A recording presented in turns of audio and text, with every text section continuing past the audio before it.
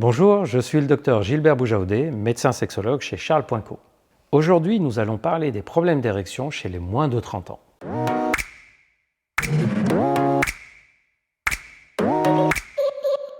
Bienvenue sur la chaîne YouTube de Charles.co. Si vous aimez nos vidéos sur la sexualité, abonnez-vous à notre chaîne YouTube et pensez à activer la cloche de notification pour ne rien louper. Nous sommes aussi sur Instagram, Charles.co, et vous pouvez bien sûr téléconsulter avec un médecin sexologue sur la plateforme Charles.co. Allez, on commence. On a encore trop facilement tendance à considérer que les problèmes d'érection concernent surtout les hommes de plus de 50 ans. Et pourtant, les enquêtes de ces dernières années montrent que c'est un problème qui concerne aussi les jeunes. Par exemple, nous savons que parmi tous les hommes qui consultent pour troubles érectiles, 20 à 25% ont moins de 30 ans. Et nous savons aussi, grâce à l'enquête faite par Charles.co avec l'IFOP en France, et dont vous pouvez trouver les résultats complets sur le blog de Charles.co, que les troubles de l'érection pourraient concerner presque un homme sur 3 avant 30 ans, de façon plus ou moins importante bien sûr. Les troubles de l'érection chez les hommes jeunes est donc une problématique assez fréquente et pas du tout exceptionnelle comme l'imaginaient la plupart des personnes. La particularité des troubles de l'érection chez des hommes de moins de 30 ans, c'est que dans la grande majorité des cas, l'origine du problème est au niveau mental, psychologique, avec quelques petits facteurs physiologiques. Avant de vous développer cette origine mentale, il est important de préciser qu'on va parler des hommes jeunes en bonne santé générale. En effet, les hommes qui souffrent d'une maladie chronique comme un diabète important depuis l'enfance ou l'adolescence, une maladie cardiaque, une maladie héréditaire, une maladie neurologique comme la sclérose en plaques ou d'autres maladies gênantes inflammatoires, digestives, rhumatismales, ces hommes peuvent avoir des troubles de l'érection d'origine physique et ce n'est pas l'âge qui va être important, c'est leur maladie.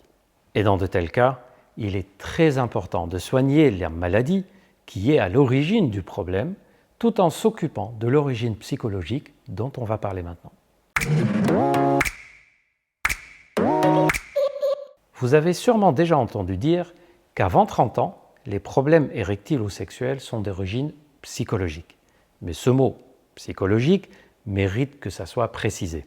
En fait, cette origine psychologique peut être un simple manque de confiance en soi, une peur légère ou importante de ne pas être à la hauteur, un doute banal comme tout homme peut avoir. Dans ces cas, les hommes jeunes peuvent avoir des difficultés érectiles, surtout au début d'un rapport sexuel ou lors des premières rencontres, puis un peu à la fois, la situation s'améliore progressivement. Mais il y a des problématiques d'origine mentale ou psychologique où le problème érectile va être plus sévère. Et j'aimerais insister sur deux situations très fréquentes. La première situation, c'est les hommes qui ont un fonctionnement cérébral très intense, avec une grande capacité à réfléchir, cogiter en permanence, se poser des questions, un côté plus ou moins perfectionniste, voire à la limite du maniaque, une capacité à voir ou constater des détails, une capacité à tourner les idées en tête de façon importante, voire de façon obsessionnelle. Ce type de fonctionnement peut être positif dans les situations où il y a des problèmes à résoudre, par exemple des situations professionnelles ou des situations où il faut penser à plusieurs choses en même temps. Ça peut être utile quand il y a un problème matériel sur lequel il faut agir. En revanche, ce type de fonctionnement est un obstacle majeur à l'excitation sexuelle et donc à l'érection.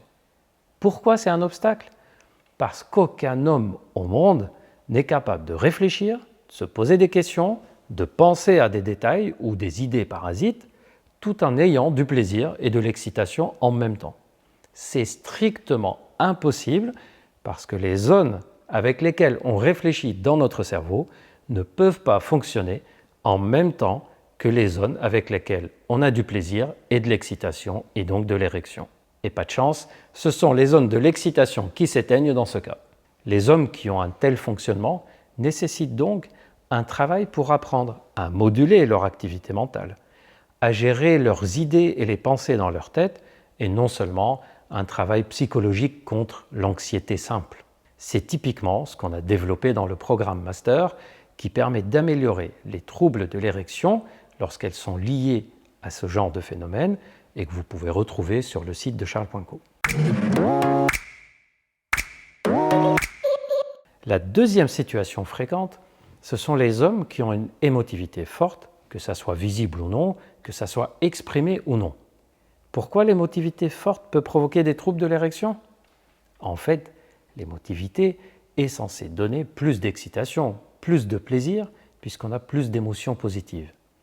Mais il suffit qu'il y ait une émotion négative, comme une peur de ne pas être à la hauteur, ou un mot mal interprété de la part de la partenaire ou du partenaire, ou un état de nervosité lié à toute autre chose que la sexualité, pour qu'à ce moment-là, l'émotion négative monte de façon importante. Or, dans notre corps, lorsqu'on a un état d'émotion forte négative, notre corps sécrète ce qu'on appelle des catécholamines, dont l'adrénaline, qui est très connue et qui est considéré comme le neurotransmetteur du stress et de l'émotion forte. C'est pour ça que les hommes qui ont une émotivité forte peuvent aussi avoir des symptômes physiques de type palpitations, des petits tremblements au niveau des mains ou des suées, que ce soit dans leur vie quotidienne ou lors des rapports sexuels, la voix qui peut trembler ou au contraire la voix bloquée, des maux de tête, l'impression d'être contracté dans le cou ou dans le dos. Tout ceci est dû aux sécrétions de catécholamines, c'est-à-dire les hormones du stress ou neurotransmetteurs du stress. Et parmi les conséquences de ces catécholamines, il y a la fermeture de la microcirculation sanguine en périphérie du corps, dont les artères du pénis qui se ferment et donc le pénis ne peut plus recevoir le sang de façon suffisante. C'est pour ça que nous avons tous déjà expérimenté une sensation physique de rétraction au niveau du pénis au moment où on a une émotion négative forte, par exemple quand on a très peur ou quand on est très stressé. Dans de tels cas, les traitements à visée érectile qui ouvrent les artères peuvent être très utiles en parallèle au travail mental pour apprendre à gérer l'émotivité. Je vous ai parlé de ces deux situations parce qu'elles sont particulièrement fréquentes, mais on peut bien sûr avoir d'autres causes mentales comme le burn-out, une dépression plus ou moins importante, des problèmes personnels ou familiaux qui nous préoccupent l'esprit ou qui diminuent le désir et l'érection, des doutes quant à notre avenir et plein d'autres interrogations qui peuvent venir interférer. En tout cas, toute situation qui peut provoquer une tension mentale ou un mal-être personnel peut provoquer aussi des conséquences de type trouble de l'érection, même si on est en très bonne santé physique. En général, quand on est jeune, on est plutôt en bonne santé globale, sauf si bien sûr nous subissons malheureusement des maladies chroniques. Mais malgré ce bon état de santé général, on peut avoir des causes physiques des troubles de l'érection qui sont le plus souvent liées au mode de vie. Par exemple, le tabac peut affaiblir le bon fonctionnement des artères, en particulier au niveau du pénis, même quand on est jeune. L'utilisation et consommation excessive d'alcool peut aussi altérer le fonctionnement sexuel, ainsi que l'utilisation forte de drogues, y compris le cannabis. Il faut savoir aussi que le manque d'activité physique et sportive peut donner des conséquences légèrement négatives sur le fonctionnement physique sexuel chez les hommes, même quand ils sont jeunes, surtout si c'est associé à une mauvaise alimentation, ce qui est souvent d'ailleurs associé à une prise de poids au niveau du ventre. Un dernier point chez les hommes jeunes qui est souvent négligé, c'est la qualité du sommeil. Surtout que de nos jours, nous utilisons beaucoup les écrans comme les ordinateurs, tablettes, smartphones, télévisions et d'autres écrans. Ces appareils envoient ce que nous appelons de la lumière bleue qui empêche le cerveau de rentrer dans les phases de sommeil de façon correcte. Or, sans un sommeil de bonne qualité, on ne peut pas avoir des érections la nuit et le matin de façon correcte et on ne peut pas être en forme lors des rapports sexuels, c'est logique. Pour tout savoir sur le lien entre le sommeil et les érections, n'hésitez pas à regarder les vidéos qui concernent ce sujet et qui sont déjà sur notre chaîne. Voilà l'essentiel de ce qu'il y a à savoir chez les hommes jeunes qui ont des troubles de l'érection. Et comme vous le voyez, ce n'est pas parce qu'on est jeune qu'il faut prendre ces troubles sexuels à la légère, en considérant que ce n'est pas grave, parce que ça peut conduire à des conséquences psychologiques parfois très importantes. C'est ainsi d'ailleurs qu'on rentre dans un cercle vicieux d'échecs où le simple souvenir de l'absence d'érection lors des derniers rapports sexuels va provoquer un état de cogitation, de vigilance, d'émotivité négative qui vont venir empêcher la bonne érection et renforcer la peur pour la fois d'après.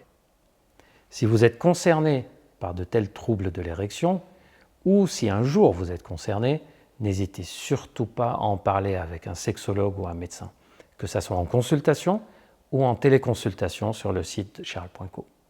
Une toute dernière chose, n'oubliez pas de vous abonner et d'activer la cloche de notification pour ne pas louper nos prochaines vidéos. Et aussi, n'oubliez pas de nous suivre sur l'Instagram charles.co pour toujours plus d'astuces et de conseils sexos. Et si un jour vous êtes concerné par des troubles érectiles ou d'autres troubles sexuels, vous pouvez consulter l'un de nos médecins sexologues sur la plateforme charles.co. À très bientôt, prenez soin de vous.